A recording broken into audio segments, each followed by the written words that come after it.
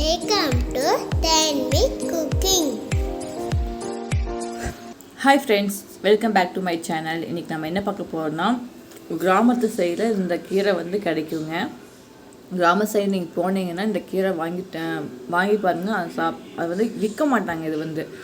இந்த கீரை விற்க மாட்டாங்க. இந்த கீரை பேர் தொய்யரக்கரின்னு சொல்லுவாங்க. சரிங்களா? இது கிடைஞ்சா சூப்பராக இருக்கும். சுட சுட சாப்பாட்டுக்கும் நல்லாயிருக்கும். களி செய்வாங்கள்ல, களிக்கும் சூப்பராக இருக்குங்க. இந்த கீரை பேர் தொயரக்கரி அப்படின்னு சொல்லுவாங்க இந்த கீரையை. சரிங்களா? இது மழை காலத்தில் நிறைய எல்லா காட்டிலையுமே முளைச்சி கிடக்குங்க. இப்படித்தான் இருக்கும் பாருங்கள். இந்த தலை இப்படித்தான் இருக்கும். தொயரக்கரினா இப்படித்தான் இருக்கும். சரிங்களா?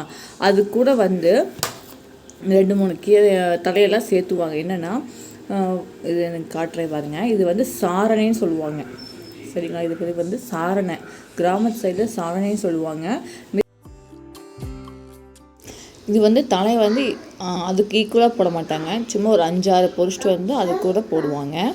சரிங்களா? அந்த சாரணையை. அதுக்கப்புறம் இன்னொரு தலை என்னன்னு காட்டுறேங்க. இந்த தலை பேர் தனிக்கந்தா பூடு அப்படின்னு சொல்லுவாங்க. இது படர்ந்து போகும். இந்த தலையும் போடுவாங்க. இதுவும் ஒரு 5-6 தலை போடுவாங்க. எல்லாமே நிறையா போட மாட்டாங்க. 5-6 தலை போடுவாங்க. இந்த தலை பேர் கோவத்தலைங்க.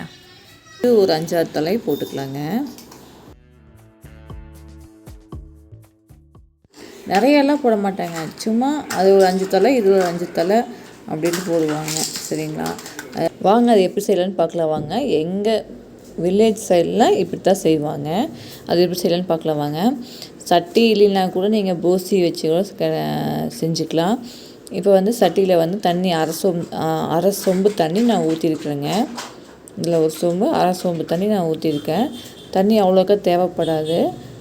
கீரையில் தண்ணி விடும். அதனால் கொஞ்சமாக ஊற்றினா போதும். அது கூட பச்சை மிளகாய் இருந்தால் நீங்கள் காற்றுக்கு ஏற்ற மாதிரி பச்சை மிளகாய் போட்டுக்கங்க. என்கிட்ட பச்சை மிளகாய் இல்லை, அதனால் வரமிளகாய் 2 சேர்த்திக்கிறேங்க. 2 உள்ளே போட்டு தட்டை வச்சு மூடிக்கலாங்க. தண்ணி நல்லா கொதித்து வரட்டும். அதுக்கப்புறம் நமக்கு உள்ள கீரையை சேர்த்திக்கலாம். பாருங்கள், ஒரு 5 நிமிஷத்துக்கு அப்புறம் நான் எடுக்கிறேன். தண்ணி நல்லா கொதிச்சிடுச்சு. மிளகாயும் நல்லா வெந்துருச்சுங்க.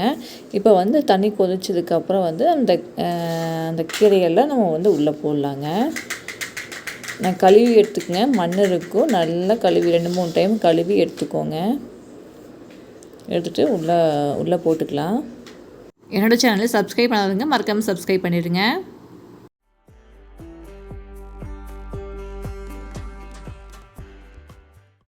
எல்லா கீரையும் உள்ளே போட்டுக்கலாங்க.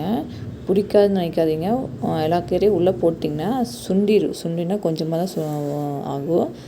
அது கூட 4-5 கருவேப்பந்தலையும் உள்ளே போட்டுக்கலாங்க. இப்போ பாருங்கள், நம்ம தலையை முதல் போட்டோம்ல, அதை அப்படியே கரண்டி விட்டு கிளறி விட்டோம்னா அடியில் இருக்க தலை மேலே வந்துடும், மேலே இருக்க தலை அடியில் போயிடும். அப்படியே ஃபுல்லாக சுண்டிடுங்க. கீரை மூடி வைக்கக்கூடாதுன்னு சொல்லுவாங்க. அதனால் நான் மூடி வைக்கல. அது அப்படியே வேகட்டும். அப்படியே கொதிக்கட்டுங்க. கீரை வெந்ததுக்கப்புறம் 5 நிமிஷம் சட்டுன்னு வெந்துடும். அவ்வளோதான். அதுக்குள்ளே சின்ன வெங்காயம் இருந்தால் சின்ன வெங்காயம் தொளிச்சு நீங்கள் பொடி பொடியாக அரிஞ்சு வச்சுக்கோங்க. சின்ன வெங்காயம் இல்லைன்னா பெரிய வெங்காயத்தை பொடி பொடியாக அரிஞ்சு வச்சுக்கோங்க. என்கிட்ட சின்ன வெங்காயம் இல்லாதனால நான் பெரிய வெங்காயம் போடுறேன். இல்லைன்னா சின்ன வெங்காயம் தான் நான் கண்டிப்பாக போடுவேன். இந்த ரக்கரிக்கு சின்ன வெங்காயம் தான் டேஸ்ட் கொடுக்கும். அடுத்தது கருவேப்பந்தலை, எண்ணெய், உப்பு, அவ்வளோதாங்க இதுக்கு தேவையானதே. இப்போ பாருங்கள், 5 நிமிஷத்துக்கு அப்புறம் நல்லா கொதிச்சிருச்சு. கீரையும் நல்லா வெந்துருச்சுங்க.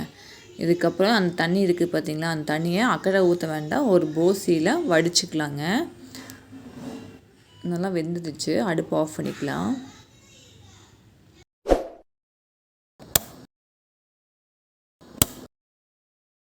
இப்போ பாருங்கள், இந்த மாதிரி பார்த்து கவனமாக தண்ணி வடிச்சுக்கோங்க. இப்படி உங்களால் சாய்க்க முடியல அப்படின்னா தட்டம் வச்சு கூட நீங்கள் தண்ணி வடிச்சுக்கலாம். தட்டம் வச்சு மூடி அப்படி வடிச்சுக்கலாம். இப்போ பாருங்கள், இந்த அளவுக்கு தண்ணி இருக்குது. அது போதும். நம்ம பொடியை நறுக்கி வச்ச பார்த்திங்களா பெரிய வெங்காயம், அதுவும் கருவேப்பந்தலையும் அதுவும் உள்ளே சேர்த்திக்கலாங்க. 2 ஸ்பூன் எண்ணெய் அதையும் உள்ளே ஊற்றிக்கலாம்.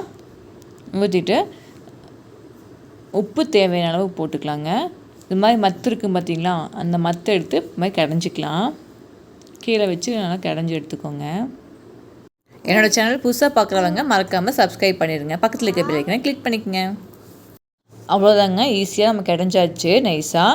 அடுத்து வந்து நம்ம கீரை தண்ணி வடித்து வச்சோம் பார்த்தீங்களா, அதை வந்து நம்ம உள்ளே கொஞ்சமாக சேர்த்திக்கலாம். சரிங்களா? அவ்வளோதாங்க, ரக்கரி ரெடி ஆயிடுச்சுங்க. கிராமத்து சைடில் வந்து ரக்கரி அப்படின்னு சொல்லுவாங்க. இது வந்து சுட சுட களி செஞ்சு சாப்பிடுவாங்க, சுட சுட சாப்பாட்டுக்கும் செஞ்சு சாப்பிடுவாங்க. நீங்களும் செஞ்சு பாருங்கள், கிடைச்சா மிஸ் பண்ணாதீங்க. அவ்வளோதாங்க, இது கூட நம்ம வந்து நெய் ஊற்றி சாப்பிட்லாங்க. கொஞ்சமாக நெய் ஊற்றி சாப்பிட்டோம்னா சுட சுட சாப்பாட்டுக்கு அவ்வளோ டேஸ்ட்டாக இருக்கும். இதை பிடிச்சினா லைக் பண்ணுங்க, ஷேர் பண்ணுங்க, கமெண்ட் பண்ணுங்க, சப்ஸ்கிரைப் பண்ணுங்க. பாய்.